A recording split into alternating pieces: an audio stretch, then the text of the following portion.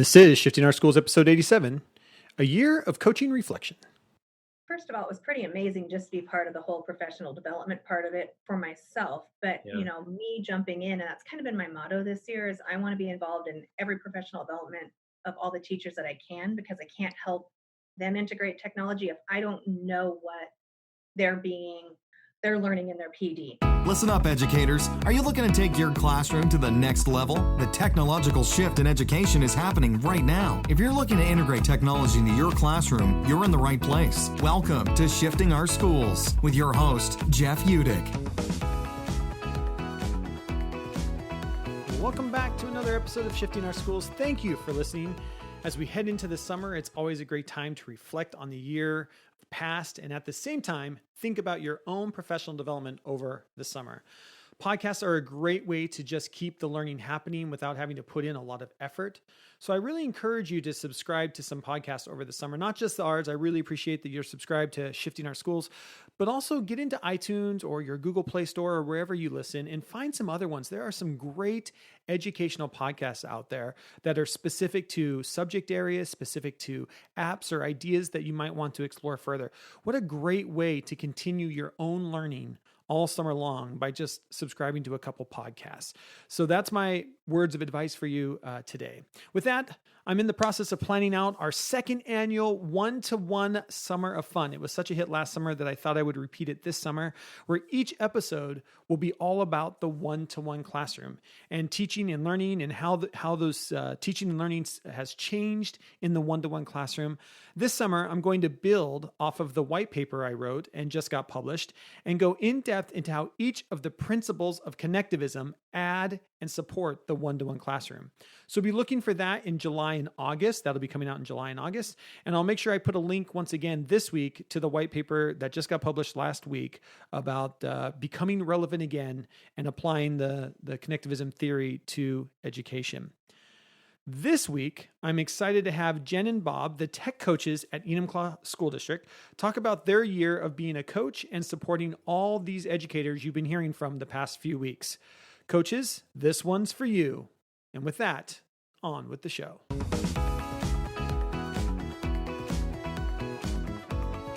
All right, welcome back to another episode of Shifting Our Schools. So excited to have two of my favorite tech coaches with us here today from Enumclaw, Jen and Bob. And it's been a fantastic year of working together, supporting this cadre, all the month of May, June, and it looks like probably into July, you're going to be listening to these exit conversations we're having with these teachers who we got to spend a year with in learning, doing crazy stuff in their classrooms, which is what I just love. And a lot of the learning that you're hearing from these conversations is coming from the support of Jen and Bob behind the scenes as well. So I'm so excited that I get to sit down with you two today and just kind of talk about what this has meant for you, your coaching strategies, and that whole thing. So as we get started here, Jen, I'll start with you and have you kind of introduce yourself. How'd you get into the coaching role? What were you before you were a tech coach and the whole thing? So good to have you, Jen. Thanks. My name's Jen, obviously, and I was an elementary classroom teacher for 22 years. And then this opportunity came available at the end of last school year, and I said, I love technology. I love helping teachers. I'd had lots of student teachers in my classroom while I was doing K-3, and I wanted to expand my abilities and continue helping people. So I applied, and lo and behold, I got the job. Yeah. And what's it been like for you being a K-3 teacher for 20 plus years? And now all of a sudden, you're tech coach supporting kindergarten through fifth, and then even now middle school, high school teachers, just that expanse. What's that been like for you this year? It's been crazy. I'm very comfortable in the K-5 realm. Right. I've had to work really hard at building relationships 6-12. Showing that even though my experience is elementary, that good teaching is good teaching, and I can be an asset even for the high school teachers. So it's been a lot of relationship building and letting them get to know me this year. Yeah, that's awesome. I love that because we know, good coaching, it all starts with relationships. You've got to put in your time to build those as well. Cool. Bob, so great to have you here as well. A quick rundown of I think you've been teaching for like 110 years or something at this point. almost 100. Almost. Okay. So, Some days it feels like 130, and some days it feels like 5. Yeah. Hi, I'm Bob Kilmer, and I've been teaching now for 34 years. Awesome. The last 10 years, I've been an instructional coach. I started as a career and technical education TOSA, part-time, half-time pull-out, and then I transitioned into the role of instructional technology coach with the Enumclaw School District to help plan and implement our one-to-one rollout. So I'm still in the classroom though. I've taught as many as 3 classes during the day, or as few as 3 classes during the day, and as many as 4. And so that's the current model right now. I teach 4 classes in the morning, and then I work with Jen and our Director of Curriculum and Instruction and Deputy Superintendent as a part-time coach in the afternoon. Yeah. So as we kind of get started here with the conversation, Bob, can you, because you have the history, kind of talk about the one-to-one program in Enumclaw? Because I think it was 4 years ago. 4 years ago we started this. I can't remember sometimes how long it's been. Yes, it has been 4 years ago. And we decided our model started at the high school, whereas most one-to-one rollouts, they start at somewhere in the elementary or middle school and then roll it up. We decided that we were going to start with the building that was ready. And we felt like we had a responsibility to make sure that our graduating seniors were ready with technology in the 21st century. So our high school administration was ready to tackle that project. So we started at the high school with 9th and 10th graders, and then moved down to our 5th graders and 6th graders. And now we're one-to-one 5 through 12. And then we have partial sets in grades K through 4. Right. Awesome.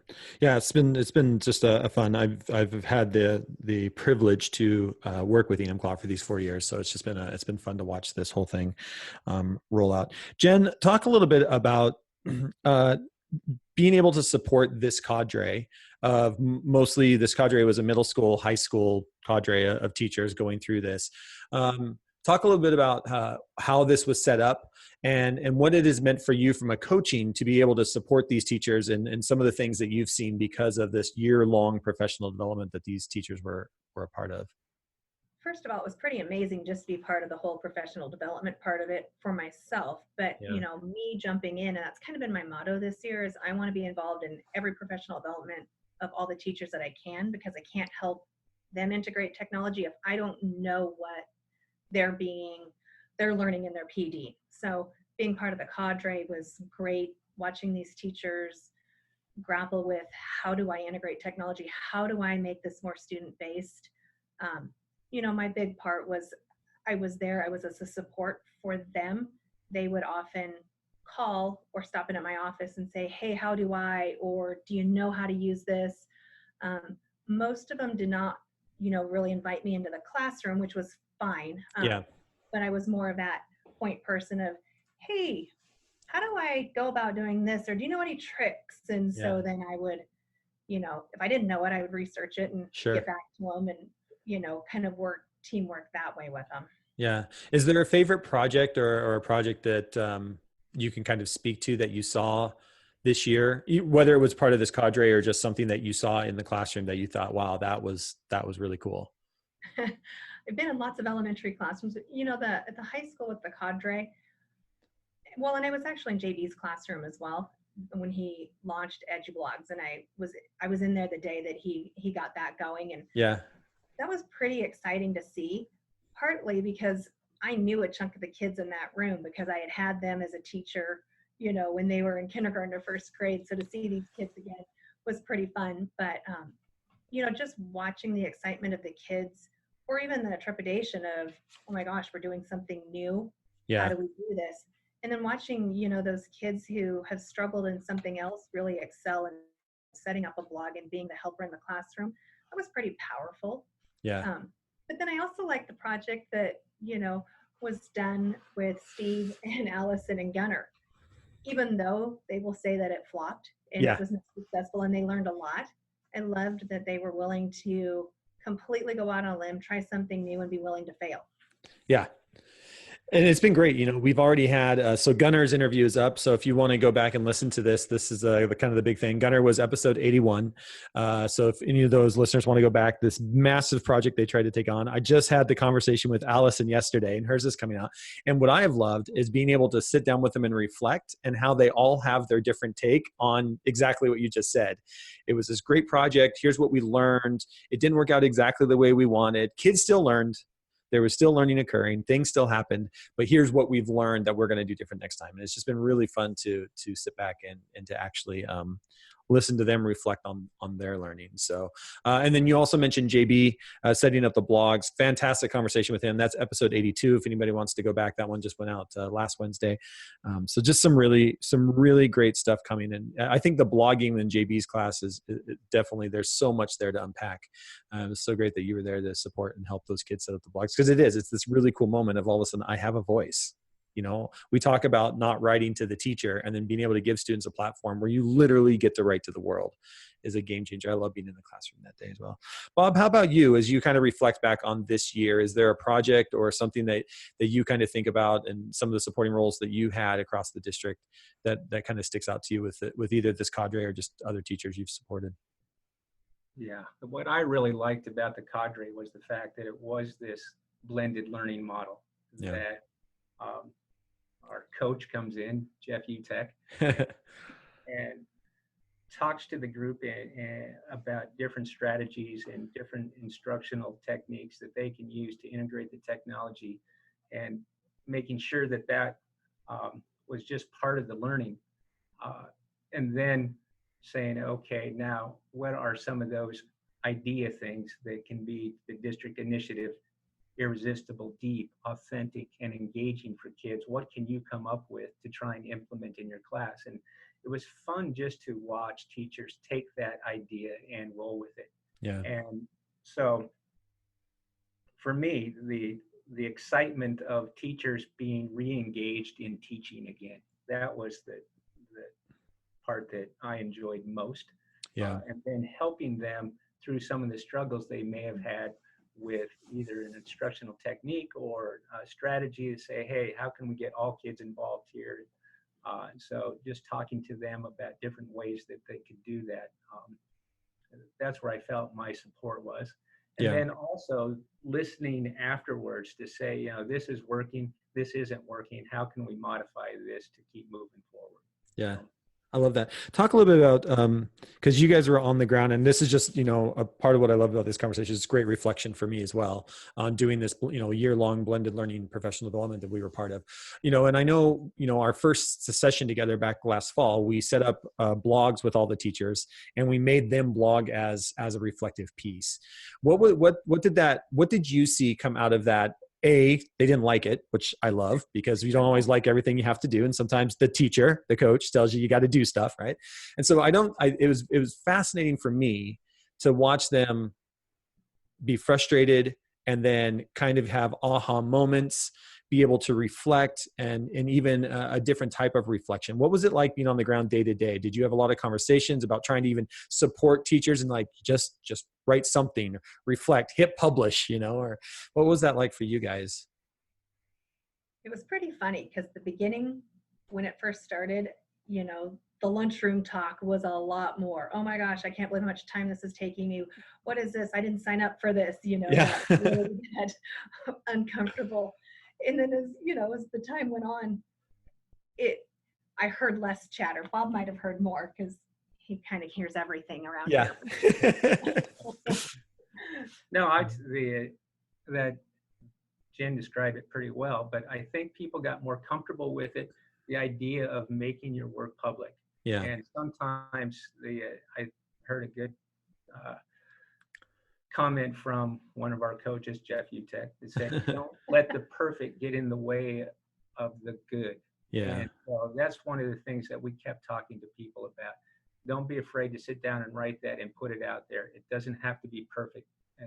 Good is okay. Yeah. And as people did it more and more, and they got comments back and feedback back, they were more likely to keep going and get excited about it. And so I think that was a really phenomenal piece of that PD session. Yeah.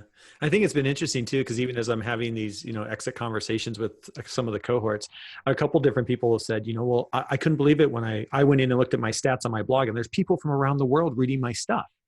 And it's so fast. The thing I love is we do that with kids, and you wait for the kids to have that aha moment of like, other people are actually reading me. And the teachers have that same look in their eye when all of a sudden it's like, oh, this is real. People do read this stuff, and the thing I think I also really like is, JB took what he was doing. He kind of saw the power of blogging, and then he did it with his kids. And Allison kind of did the same thing in the science class. She's like, how do we make this public? How do we get them to make websites? How do we get them to be more public?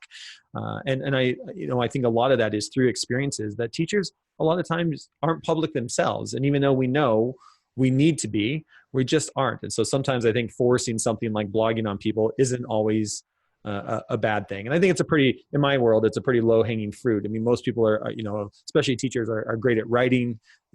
Writing is way less stressful than video or even talking for a lot of teachers, so I think it's a good medium to get people interested in, but I think there's just a lot of, and just great reflection that I saw come out of that as well. So yeah, that was very cool.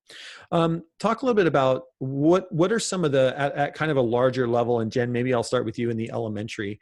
What are some of the structures that you have seen that have been working really well in the elementary classroom as you rolled out one-to-one down to fifth grade, and now you're in a CART situation between K and 4? Are there classroom structures that you see that seem to be working? What's a lot of your support with elementary teachers around, that integrative use of tech at those elementary grade levels? With our fifth grade being one-to-one, our fifth grade teachers, well, a majority of them are fairly comfortable with having devices in their classroom. Yeah. We've got a couple that are still, I can't do this. I don't know how to do it. I can't teach this to my kids if I don't know how to do it, which, so there's lots of conversations that happen with them. Most teachers, all of the buildings get to figure out how they want to do their carts themselves. So we've got a couple of buildings that have broken up the carts so that every single classroom has devices every single day, so they can start figuring out ways to integrate. Oh, very cool. Other buildings still say, okay, your time is Tuesdays and Thursdays from 10 to 11, which makes it a little more difficult to truly integrate because you still have an event. Right. Yes. So my job, what I did a lot in those elementary classrooms, because teachers didn't know how to use the technology, weren't sure what to do with their students with them, they would invite me in and want to see me do a model lesson with the kids around something. So my big go-tos were always Google Slides or Flipgrid. I said, here's your two choices. What do you want to do? And then I'd build something around whatever they were teaching in their room. And I'd come in and I'd lead a lesson.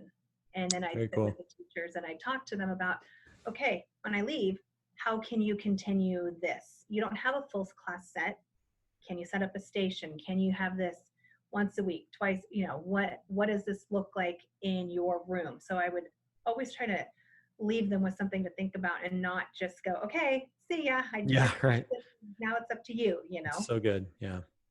Yeah. And I love also that you pick one or two apps and just say, we're not going to try to learn everything. We're not, there is a smorgasbord of them out there. Here are your two. You choose one of these two and let's build a lesson about one of these. They're simple. They're quick. You get bang for your buck as far as just an instant reward for kids, for teachers. I love that approach because I think you can really create momentum of, oh, that was easy.